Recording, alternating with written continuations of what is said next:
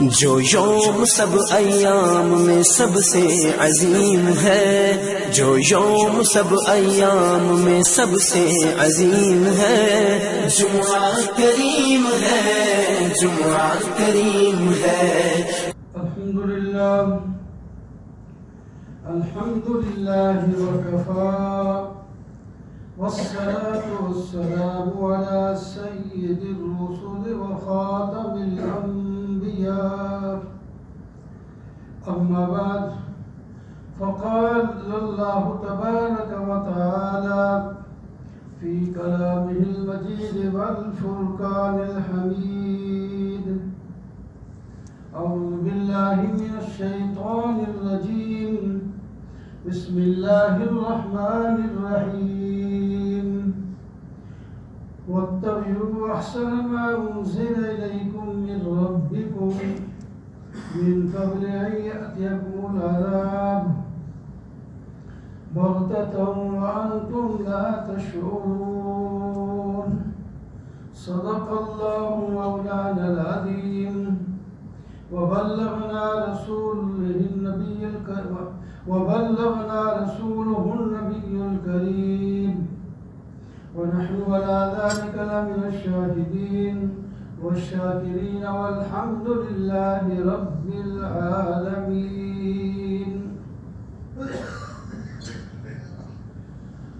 محترم و معزز سامعین، بزرگوں، دوستوں اور عزیز،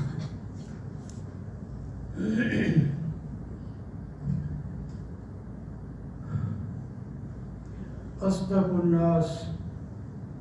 نبی کریم صلی اللہ علیہ وسلم کی حدیث کی صداقت واضح طور پر نظر آتی ہے۔ آج بھی جمعہ ہے، اس کو ابھی اللہ نے بنایا ہے۔ اس سے پہلے بھی ایک جمعہ گزر چکا ہے، اس کو بھی اللہ ہی نے بنایا ہے، لیکن وہ جمعہ رمضان میں تھا تو مسجد کے تینوں حال بھرے ہوئے تھے، جگہ نہیں مل رہی تھی، اور آج ایک حال بھی بھرنے کا نام نہیں لیتا۔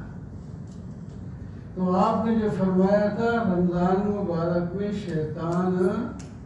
بند کر دیے جاتے ہیں تو پھر لوگ آ جاتے ہیں،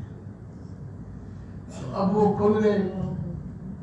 جب وہ کھل گئے تو پھر وہ کوئی نہ کوئی بات کہہ دیتے ہیں، یار یہ کام کر لے، وہ کر لے، سو لے، ابھی پہنچ جائے گا، دوست آئے سے مل لے، رشتے داروں کو مل لے، یہ کر وہ کر،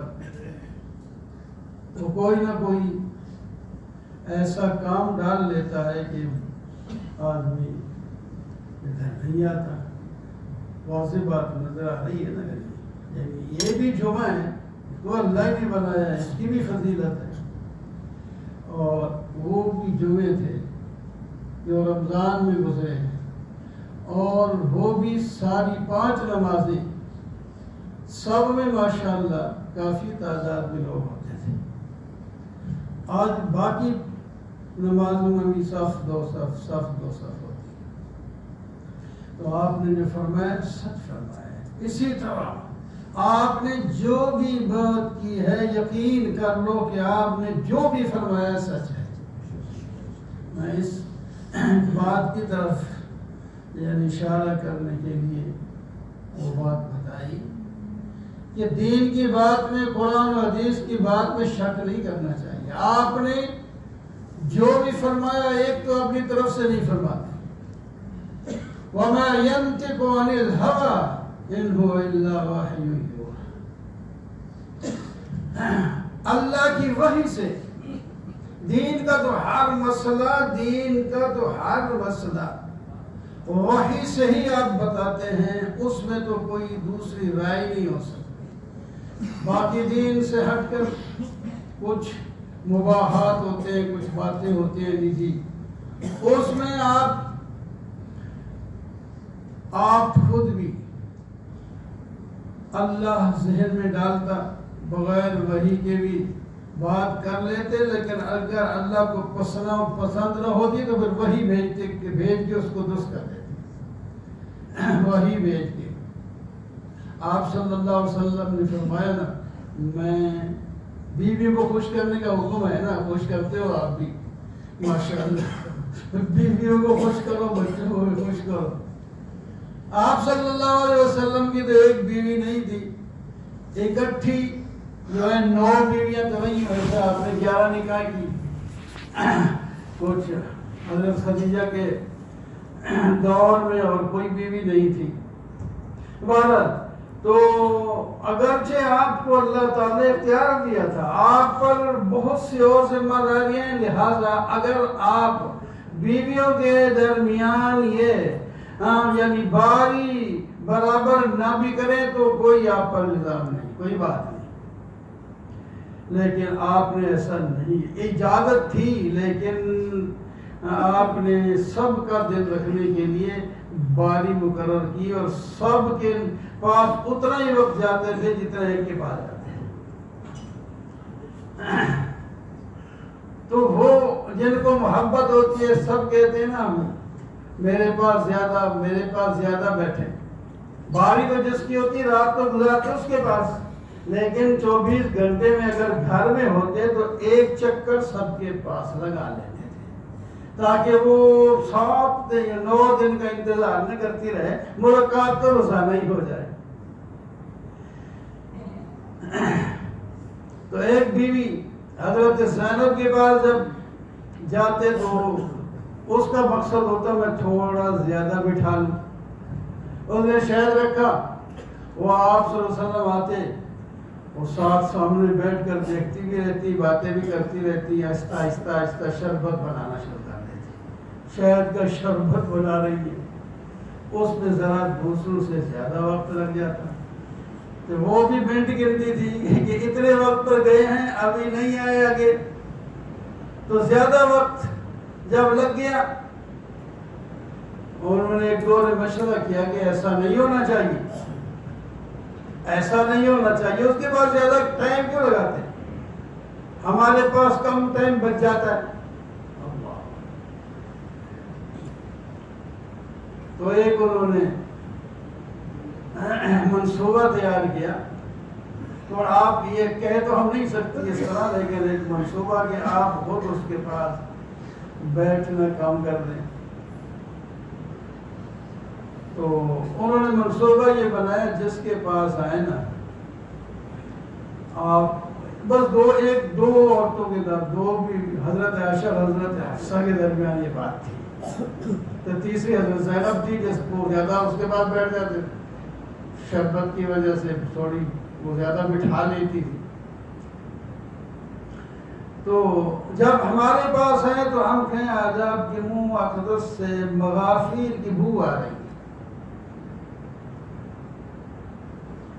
خیر وہ سن لیا، چپ کر گئے۔ آگے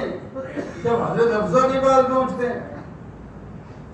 وہ چونکہ منصوبہ تو تیار تھا، اس نے وہی بات کہہ دیا، آج آپ کے منہ مبارک سے کوئی مغافیر کی بو آ رہی ہے۔ اب بہت سے لطیفے بھی ہوتے ہیں اپنی جگہ پر، تو آپ نے ذرا سوچا، فرمایا میرے منہ سے مغافیر کی بو کا کیا تعلق ہے؟ مغافیر ایک بوٹی ہوتی ہے، بوٹی ہے۔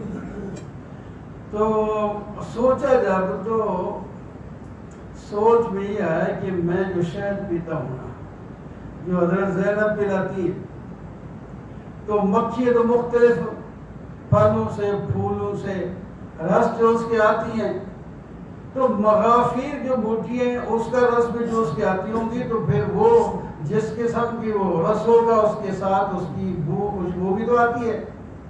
آپ دودھ کو دیکھ لیں، دودھ بھینس کو جیسا گھاس کھلائیں گے اس کا کچھ نہ کچھ ذائقہ، کچھ نہ کچھ جو ہے دودھ کے اندر آئے گا۔ تو اس طرح مکھی بھی، تو سوچ کر کہنے لگے چلو میں ایک بات یہ ہے کہ میں آپ کو بتا رہا ہوں کہ آئندہ میں شہد نہیں پیوں گا، لیکن یہ بات کسی اور کو نہ بتانا، زینب کو پتہ چل گیا اس کا دل دکھ جائے گا، تو یہ ہے نا، بتانا نہیں ہے۔ تو بہرحال وہ بات ہے لمبا، وہ واقعہ آپ کئی دفعہ سن بھی چکے ہیں، لیکن بات یہ تھا کہ اب یہ آپ نے کہا میں شہد نہیں استعمال کروں گا، اللہ تعالیٰ نے وہی بھیج دیا ایھا النبی لم تحرم ما احل اللہ لک تبتغی مرضات ازواجک، اے میرے نبی آپ نے وہ چیز حرام کیوں کر دی آپ کے لیے حلال تھی صرف اپنی بیویوں کو خوش کرنے کے لیے۔ دیکھو میں بات یہ کر رہا تھا، کوئی آپ اپنی بات اپنی طرف سے کر لیے، اللہ کو پسند نہیں تو وہی بھیج کے اس کے اندر درستی کا فرما دیتے ہیں۔ اب اس کا کفارہ ادا کرو اور اس کے بعد شہد کا استعمال شروع کرو۔ تو اس واسطے آپ وحی الہی سے بولتے، اگر وحی الہی سے نہ بولتے تو وہی بعد میں یا تائید کے لیے آ جاتی یا نہ بھی آتی، تو یہ مطلب ہے اللہ کو بھی یہی بات پسند ہے، اگر اللہ کو پسند نہ ہوتی تو پھر وہی بھیج کے اس کی درستی فرما دیں۔ تو آپ نے یہ فرمایا رمضان مبارک میں یہ جو سرکش جن ہیں یہ جکڑے جاتے ہیں، تو آپ نے سچ فرمایا جھگڑے جاتے، تو اس کا اظہار اب ان جنوں میں ہو رہا ہے۔ حالانکہ ابھی ہم رمضان سے فارغ ہوئے ہیں، اس کا اثر تو ہونا ہی چاہیے نا، ایک دو جمعے تو اثر ہونا چاہیے، آہستہ آہستہ ہٹے نا، یکدم ہٹ گیا۔ تو بہرحال میرے دوست اور بزرگوں، آخری جمعہ میں بلکہ عید کے موقع پر یہ ایک مضمون شروع کیا تھا کہ اللہ تعالیٰ نے اپنے نیک بندوں کو جنت کے بارے میں خوشخبری دی، اور جو ایمان ہی نہیں لائے یا ایمان لائے لیکن گناہوں میں مبتلا رہے، اس کے بارے میں اللہ کا دوسرا خطاب میں سنا رہا تھا آپ کو، قُلْ يَا عِبَادِيَ الَّذِينَ أَسْرَفُوا عَلَىٰ أَنفُسِهِمْ لَا تَقْنَطُوا مِن رَحْمَتِ اللَّهِ، وہ میرے وہ بندو جو اپنی جان پر زیادتی کر چکے ہیں۔ کیسا؟ یہ بھی پیار کا لفظ ہے، کیسے؟ ایک تو یا عبادی، گناہگار سے گناہگار کافر مشرک کو بھی اللہ کا فرما رہے ہیں یا عبادی میرے بندے، کتنا پیار۔ دیکھو نا جب میرا ابو میرا بیٹا جب کہتے ہیں تو کتنا پیار آ جاتا ہے۔ یہ میرے کے اندر میری امی میرے ابو میرا بیٹا یا میرا اپنی طرف نسبت کرتے ہیں تو پیار آ جاتا ہے۔ تو اس وقت اللہ تعالیٰ نے ہر ایک کی نسبت میرے گناہگار بندو، یا کہ گناہ کا لفظ بھی نہیں بولا، جو زیادتی کر چکے اپنی جان پر، یوں لفظ بولا، یہ بھی ایک پیار ہے۔ یا عبادی کہنے میں بھی پیار ہے۔ یا اللہ جی کیا فرماتے ہیں، لا تقنطوا من رحمت اللہ، میری رحمت سے نا امید نہ ہونا، اللہ میری رحمت سے نا امید نہ ہونا، جو کچھ گزر گیا ابھی تمہارا توبہ کا دروازہ بند نہیں ہوا، اب بھی توبہ کر لو، راہ شریعت پر چل لو، میرے محبوب کی اتباع کر لو، تو میں تمہارے سارے گناہ معاف کر دوں گا، میں تمہارے سارے گناہ معاف کر دوں گا، نام کسی کا نہیں ہے، انہو یغفر الذنوب، اللہ تعالیٰ سارے گناہ معاف کر دیں گے، توبہ سے سب گناہوں کا وعدہ ہے، اللہ معاف کرتے ہیں،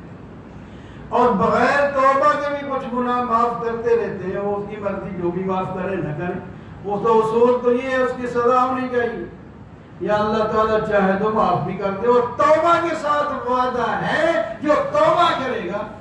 صحیح اصول کے مطابق توبہ کرے، اخلاص اوپر سے توبہ نہیں کی اس نے، لوگوں میں میری توبہ، وہ ہمارے استاد فرماتے تھے مولانا عبد الرحمان صاحب، توبہ کی پھر توڑ دی، توبہ کی پھر توڑ دی، توبہ کی پھر توڑ دی. وہ شعر پورا یاد تو نہیں، بھائی ایک انداز اس کا ہے. توبہ کی پھر توڑ دی، توبہ کی پھر توڑ دی، اس طرح توبہ پہ توبہ توبہ کر اٹھی. توبہ کرتا ہے توڑ دیتا ہے، توبہ کرتا ہے پھر وہ توبہ بھی توبہ کرتے ہیں. تو یہ کیسا توبہ کرتا ہے؟ تو پھر بھی اگر وہ پہلی توبہ اخلاص کی تھی کے ساتھ کی تھی تو وہ بھی قبول ہو جائے گی. پھر ٹوٹ گئی تو پھر کر لینا. توبہ جو بھی کی ہے اگر اخلاص سے کی ہے تو قبول ہو جائے گی، اور پھر اس کے بعد ٹوٹ گئی تو پھر کر لینا. اس وقت توبہ صحیح ہوتی ہے کہ اس وقت یہ کہے، یعنی پکا کہ میں نے جو پہلے یہ کام کیا تھا گناہ کا تھا، یہ میں نے غلطی کی ہے، اس پر اللہ کی طرف سے سزا ہو. آج میں اس سے توبہ کرتا ہوں، یعنی اس کو یکدم چھوڑ دیتا ہوں، ختم، اس کو میں پھر نہیں کروں گا. یہ اگر کرے، یہ نہیں کہ چلو میں اس طرح کر لیا آج معاف ہو گیا پھر آگے کروں گا، یعنی آج توبہ کر لیتا ہوں کل پھر کروں. اس وقت نیت اگلے پھر دوبارہ گناہ کرنے کی ہے اس وقت نہ ہونا چاہیے. اگر شیطان کی وجہ سے کسی وجہ سے پھر ہو گیا تو پھر توبہ کر لے. جب تک دروازہ بند نہیں ہوتا توبہ کا یا موت نہیں آتی اس وقت توبہ بار بار کرے تو اللہ تعالیٰ قبول فرما لیتے ہیں اور خوش بھی ہوتے ہیں. اور خوش بہت ایسے خوش ہوتے ہیں کہ بعض دفعہ اس کی جتنی برائیاں تھیں اس ایک اچھی توبہ کی وجہ سے اتنی اس کو نیکیاں مل جاتی ہیں. إِلَّا مَنْ تَابَ وَآمَنَ وَعَمِلَ عَمَلًا صَالِحًا فَأُولَئِكَ يُبَدِّلُ اللَّهُ سَيِّئَاتِهِمْ حَسَنَاتٍ. جن لوگوں نے توبہ کی اور نیک عمل شروع کر دیے اخلاص کے ساتھ، ان لوگوں کی اللہ تعالیٰ توبہ کریں گے قبول اور ان کی برائیوں کو نیکیوں سے بدل دیں گے. یہ تبیر نہیں، بات وقت بھی واسطہ میں نے پڑھا تھا انشاءاللہ. عثمانیہ